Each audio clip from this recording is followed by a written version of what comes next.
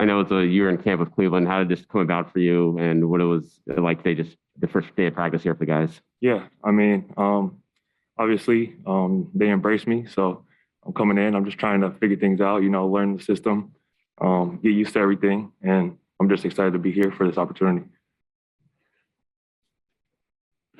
We have a Zoom question from Bobby Manning. Hey, Brodric, welcome. What sticks out about the Celtics, playing against them, watching them over the years, and, the first day of camp here? Yeah, I think the biggest thing is the culture and tradition, just the winning attitude. And I think coming here to this organization is going to be huge for me, just in a developmental aspect, just because learning from vets and things of that nature is going to be key for my progress and development. So that's probably the biggest thing to take away from this first day. When did you find out that you could have a deal with the Celtics, and how quickly did you have to get out here? Yeah, so it was happening in a couple of days. So as soon as I got waived, obviously talked to my agent, and then they contacted me and were interested 2 days ago. So it's been a rapid change in a quick short amount of time, but I'm embracing it. That's the kind of, as a young player trying to find their way, that's kind of how this league goes. So I'm excited and I'm ready to embrace that. Abby Chin. Hi, Brodric. Talking to Ime, he mentioned the fact that you came from a small school and they see a lot of potential. I'm just curious, how do you feel like that has kind of played into your NBA journey? Sure, I think it's played like a tremendous role, just for the fact of coming in, not being known, has a huge chip on my shoulder.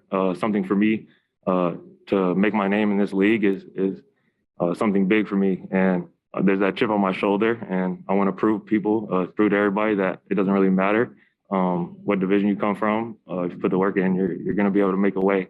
The opportunity presents itself. You got to take advantage of it, regardless of your situation. So, John Corrales. Hey, how hard is it operating under such uncertainty? I mean, you played for a couple of different G League teams. Obviously you throw in the bubble aspect and all of that, but you're fighting for a spot. You get cut, and all of a sudden now you're in Boston. That's going to be difficult. Yeah, for sure. I think especially in this league, it takes a lot of mental strength, and when adversity comes up, you can't just shut down. You can't self-doubt.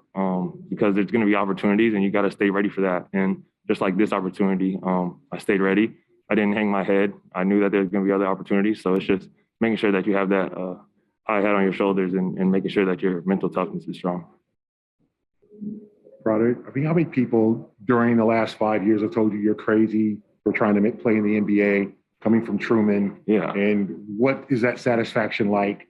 What was that like when you first put on a uniform and actually played the game? And yeah, how do you kind of do you feel like you've accomplished your dream, even though you still have more to accomplish? Right. No, 100%. I think it just adds more fuel to the fire when you hear people doubt. You just take that in and use it as motivation. And you just let that drive you and let that push you to keep breaking those barriers and keep changing the game in that way. And obviously I have high hopes for my future as well.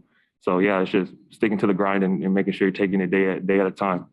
What is your family like? What's their reaction when you made the NBA? Did they try to go to the game? Like, did you call home? What was that like when you first got the call? Yeah, no, it was. My mom's actually a Celtics fan too, so it was a really nice day. Just to let them know, I called them and let them know, and they were extremely happy and just proud of me. And they didn't really have any doubts either, because they've always encouraged me and told me to shoot for my dreams regardless of where I'm at. So they're always there supporting me, my mom, dad, and sister. So it's probably the biggest thing is just them being around, even when there's doubters, just having them be the supporters and keeping that confidence within me. How did you become a Celtic fan? Like, you're from Bolingbrook. Yeah. Like, how did that go? No, it's kind of crazy because every single person in our family kind of has different favorite teams for each sport. So it's like my mom's a Celtics fan. It's kind of weird. I grew up a Houston fan because of Tracy McGrady. And then my dad actually grew up as a Cleveland fan. And it's kind of weird when you look back on it. Those are the three teams I kind of bounced from. So yeah. I don't know if it's fate, whatever, but I've just enjoyed the journey. But yeah, it's kind of weird. We're from Chicago, but none of us likes any of the Chicago teams. So Very good. We'll wrap it up right there. Thank you, Brodric. thank you guys.